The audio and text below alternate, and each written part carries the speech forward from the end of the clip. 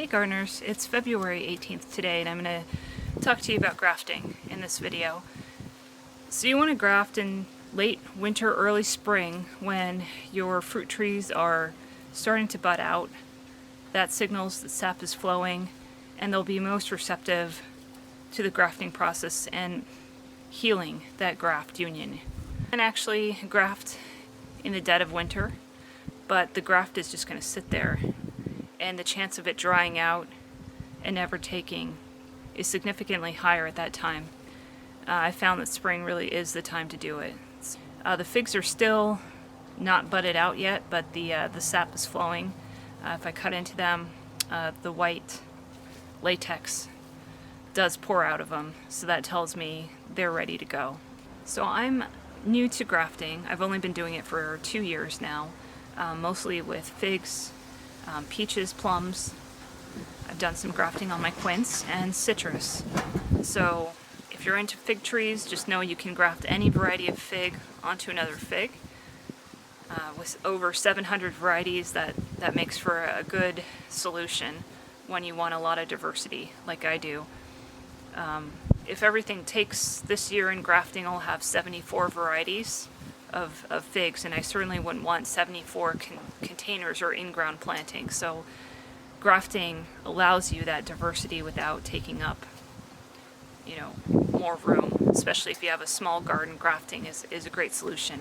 So I'm going to go over 3 different types of grafts for you today. I'm going to do a saddle graft using a tool that you can get on Amazon or other garden places. Really takes the guesswork out, and for a beginner I'd really recommend that. The only limitation with that is your rootstock and your scion really need to be the same size. And you may not have that situation. You may have a younger tree where you don't have your pick of a lot of different size branches. Maybe you have an older tree that just has large limbs. In that case, if you have smaller scions and larger rootstock limbs, there are a couple different approaches. You can do what's referred to as a cleft graft. You can also use a rind or bark graft, where you peel back the bark. I'll demonstrate each of these methods for you and show you the tools I use. Again, I'm not an expert. There's probably other ways to do this, but for someone who wants to just start out grafting, I found these to be pretty successful ways of doing it. Okay, on materials you'll need, of course, you're going to need scions. I bought these scions. So this is a fig scion. Cochio verdial. May have not pronounced that right. I also think it's important that you make your tags up right away. You don't want to mix this up. So these are double embossed metal tags that I got on Amazon. These hold up pretty well to the weather. Cup of water here, purified water, and what I'm going to do is once I cut the bottom of the scion off, this is going to hydrate it before we graft. So that's a step I take. You're going to need some kind of grafting tape. This is buddy tape. It's a thin tape that allows the bud to push through, yet also allows it to be insulated during the healing process so it doesn't dry out. The electric tape. This is a new one for me. In order for your graft to take, you need good cambium contact. And the cambium is that greenish area right under the bark of your tree. You want the scion and the rootstock to line up. That's what allows the scion to get energy from the host tree or the rootstock. I've tried rubber bands. You can just tightly tie flagging tape even, but I find that those methods, especially if you have strong elements at play like wind and sun and rain and birds hopping on them, it's not gonna keep it in contact. Electric tape allows for a really tight bond. This is the grafting tool I was mentioning. This allows for a perfect saddle graft. You can see there's this prong that reaches in and it cuts a V pattern. Okay, this thing was about 20 bucks. You can change the blades out. They do dull on you, and yes, it does have some tip cutters at the top there. I don't really recommend this for the pruning aspect of it, more for the grafting. This is what I primarily use for all my fig grafts. Over here is a grafting knife, and we'll be using this. It's got 2 blades on it. The other one's a flat blade. This has a curvature to it. We'll be using this for the cleft graft and also the rind graft. Basic bypass pruners, because I'm going to take my own scion wood from my tree to graft onto a container plant that I'm top working. Alright, so let's start out with the saddle graft.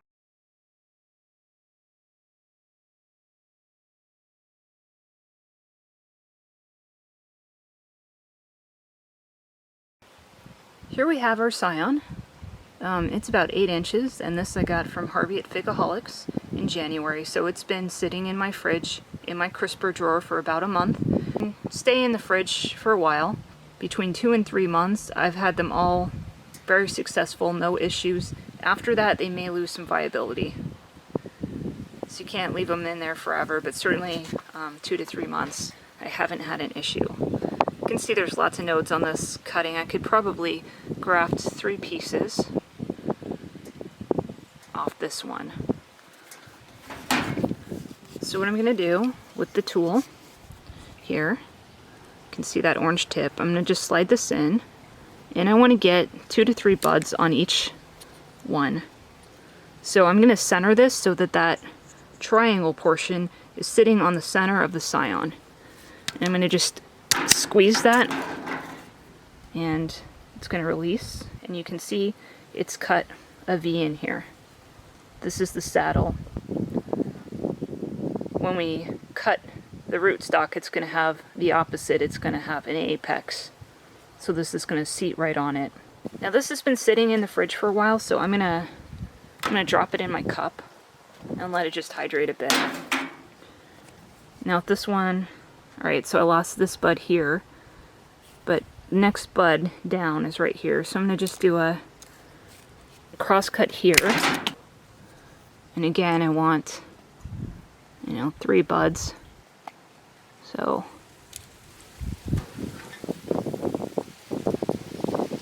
go right here. Now when you make your cut, you don't want to do it right on a bud union. You want to have a clear space in between. Sometimes that's difficult because you have so many buds all in a row. And you saw that piece kind of flew on me when I tried to use that tip on the tool, so it's much better to just use your bypass pruners. Okay, for this last piece, same thing. I'm going to slide this under. Get a little further up.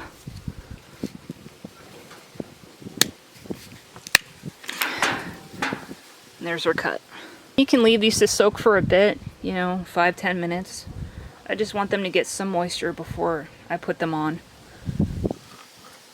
What I like to do is, because I don't want to really be messing with the cutting once I'm trying to seed it, I like wrapping it ahead of time. So this is my buddy tape.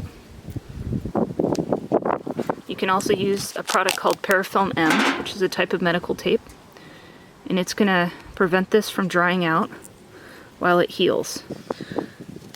So graft can take anywhere between 4 and 8 weeks to heal, depending on the kind you're doing.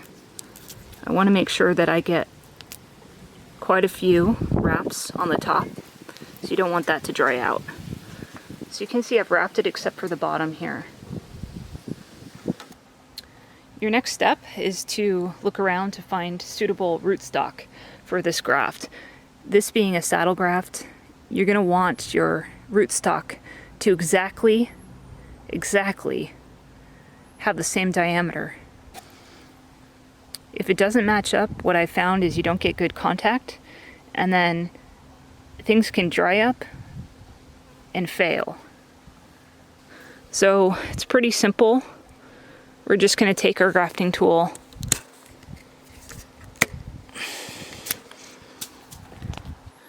punch it through.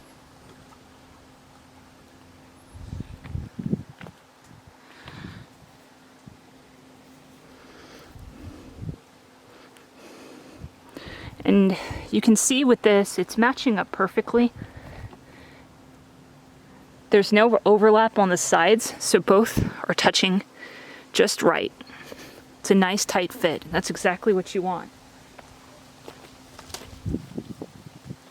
So for the next step, I need to make sure that this does not dry out either. This is very important right here. So we're gonna try to keep contact, pressing down.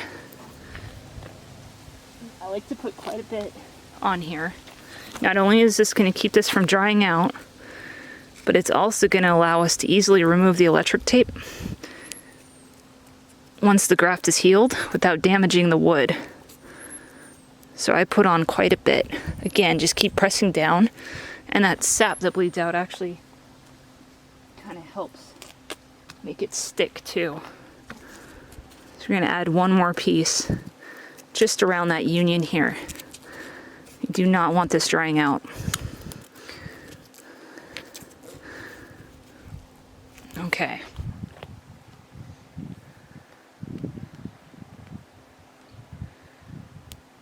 Now the electric tape is not going to stay on forever, so don't worry about it girdling the tree.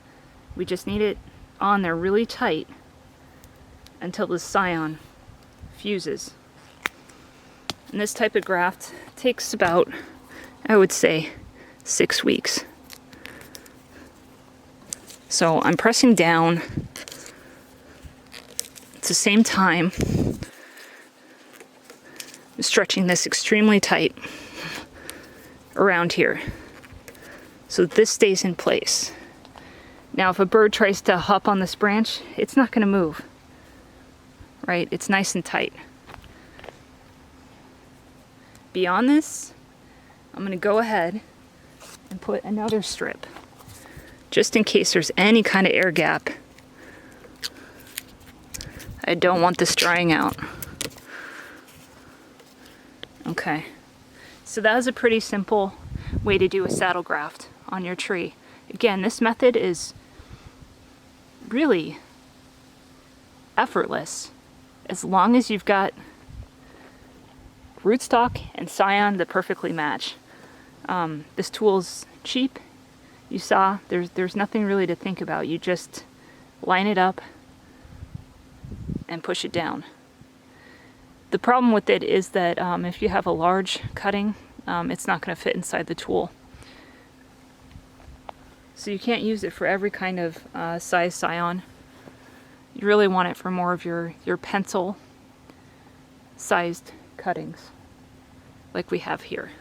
Alright, so we don't lose track, we're going to tag this guy. The next thing I'm going to do is we have some freak weather coming.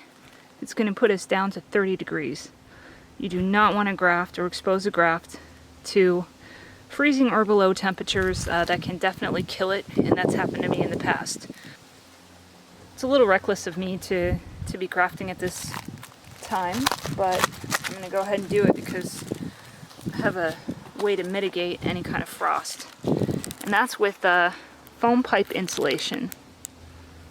Okay, you can get this stuff at a home improvement store. It's meant to keep pipes from freezing and bursting when temperatures go below freezing. It also is a great insulator for plants. I've used this on plumeria and to protect trunks of tropicals in the past. What I'm going to do is just put this around the whole thing, and then with my electric tape, this is 3/4 inch, so it's going to be bigger. And then just go all the way around. That's going to keep it from flying up. Just make it go slightly above the top. And then I just squish the top together. And I put tape on top. Just a cross pattern so that water doesn't get in. You can also use foil. I've used foil before, and that also helps protect it and keep humidity in there. This might be overkill, but I don't want to lose any of these cuttings. I've invested a lot this year, and I want them all to succeed. So that's one other tip you can use you know, you've got some weird weather coming. Next week we'll be in the 70s and 40s again, so I just don't want them to be damaged in between that time.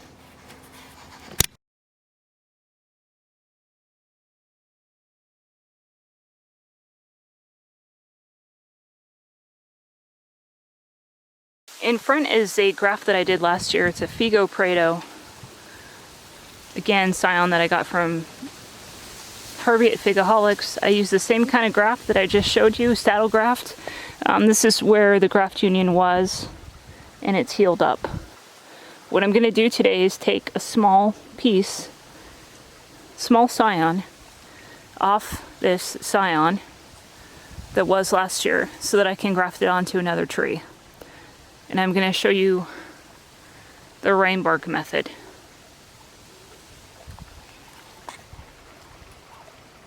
Okay, I need 3, but I'm going to just go ahead and take that. You can see it's, okay, the scion's quite small. Alright, in front here I've got a yellow longneck. This was a wellspring plant that I bought, a tissue plant that was very tiny, that I bought for $5. I'm not a fan of honey figs all that much, but I do love Figo Prado, so I'm going to show you a method here where we can take a much smaller scion like we just took off the Figo Prado, and we can put it onto this larger rootstock. So you're going to want a grafting knife like this, right? You're going to make just a central cut. And you want to start on one side because you want to get it where it's flat, your scion to touch. So with the rind bark graft, what you want to do is just open up the bark. Okay, it should slip pretty well for you.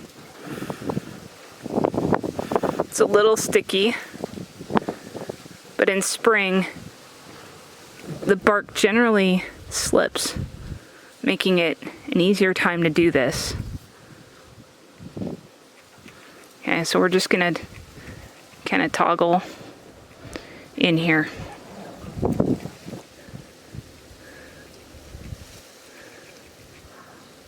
Just enough so that we can slip our scion in.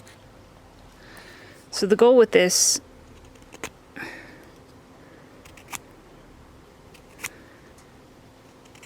is to get this down to a wedge.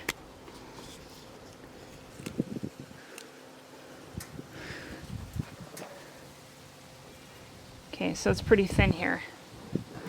And that's going to go inside here. So we're still going to use the tape on here. We don't want this to dry out. Probably should have taped this first. You don't really want to handle the exposed cambium. You can see there's a little bit of a bud right here. Just want to clean that off.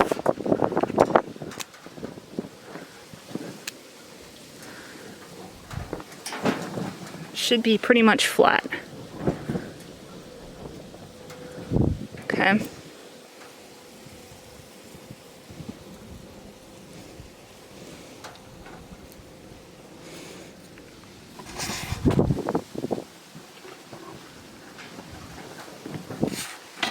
Sorry about the wind.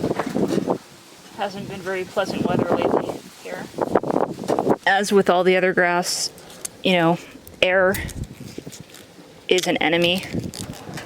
So use your grafting tape.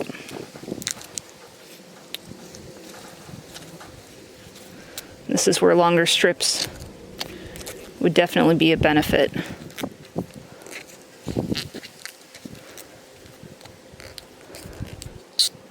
Make sure you completely close this up.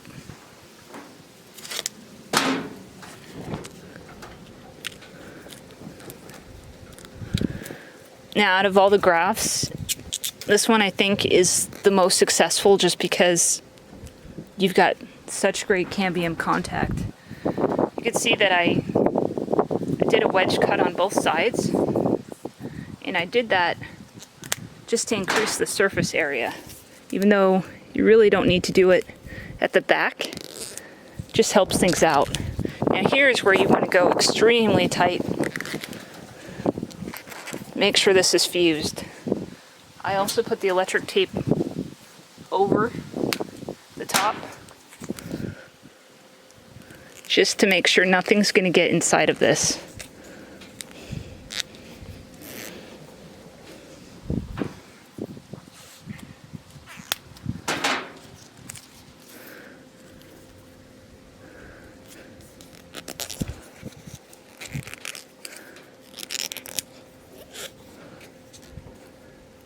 Okay, just like with the others, I'm going to go ahead and put some more parafilm on top here. Now some people use wax. You can do that. Some people even use glue. I don't know about using glue, but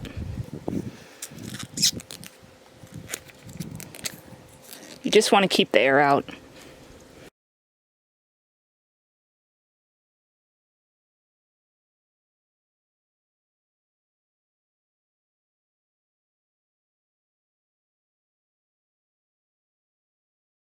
So this is my dwarf mulberry. It's an acai variety, and I'm going to graft onto it today. With you, I'm going to show you a cleft graft. With this tree, you can see that it's already woken up. Buds are coming out. The sap is flowing.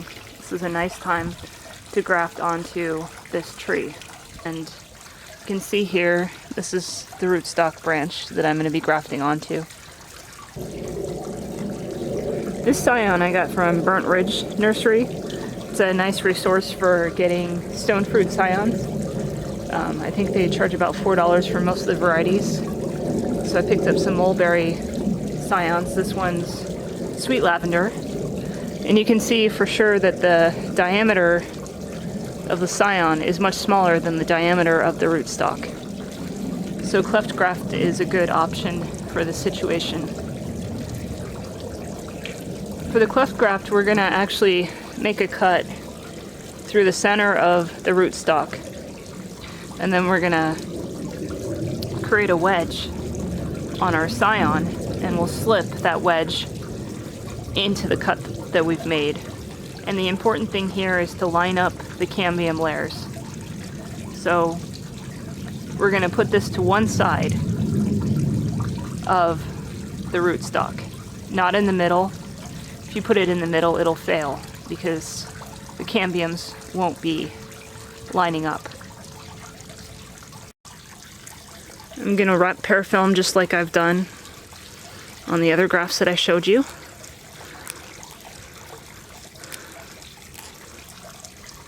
Alright, so there's our scion.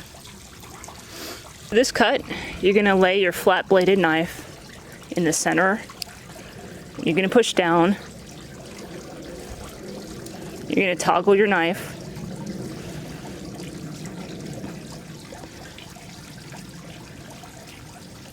Mulberry's a little tougher wood than figs, so it takes a little bit more pressure for it to finally give. You can see the knife is starting to go in.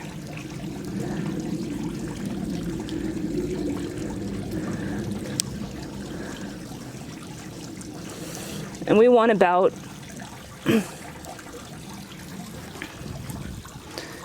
an inch to an inch and a half of contact if we can.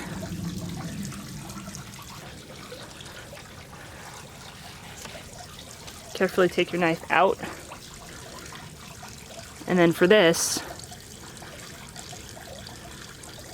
we are taking this bottom bud off, so we only have two. But we're going to just make a wedge. So I got my flat blade here.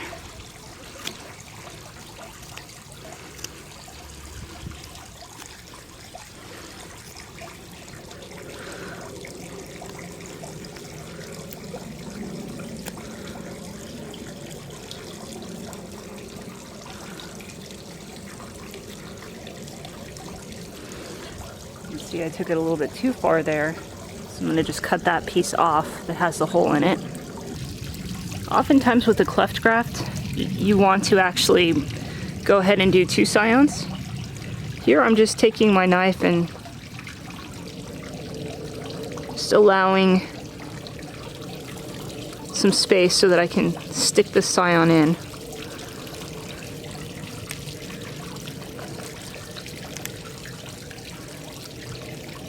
Get the layers lined up.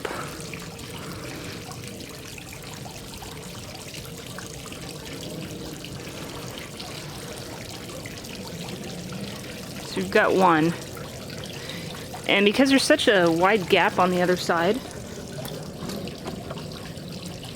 you can see there, it's best to actually go ahead and put in another scion on the other side.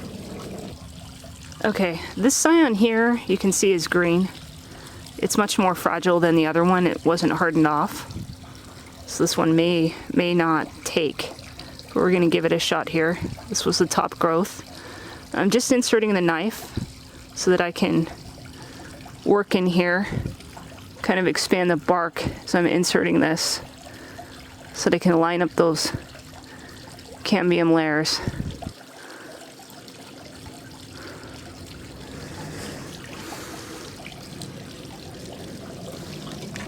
This just doubles your chance of success here if one fails. You can see there's still a gap in the middle, and we're gonna have to close that up. So this is where some people will use wax. We're gonna use grafting tape to seal this off and prevent air gaps.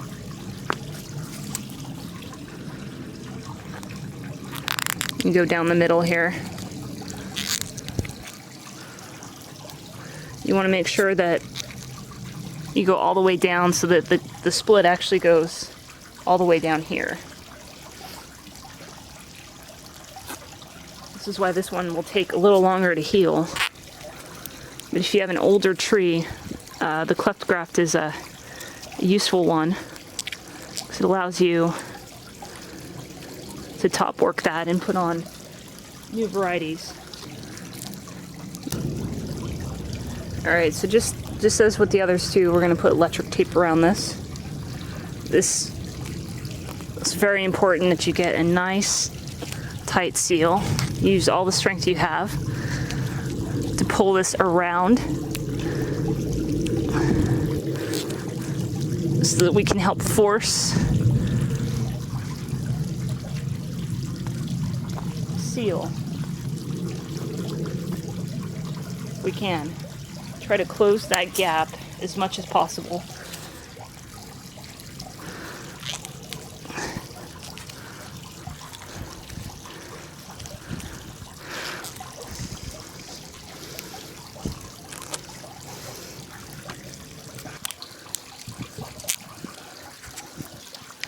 As before, you put some more grafting tape on here.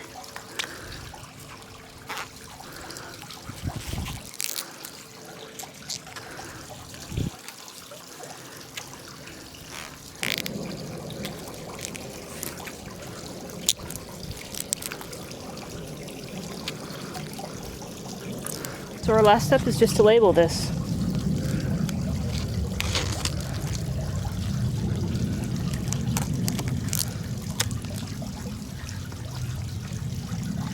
I hope you enjoyed this video. Again, I'm just an amateur at grafting. There are people that have much more experience out there, and I'll post some of the videos that I started learning on that you may be interested in watching. I hope you found this video useful. If you have questions about grafting, please post them below and I'll try to answer them as best I can. Thanks for watching and happy gardening.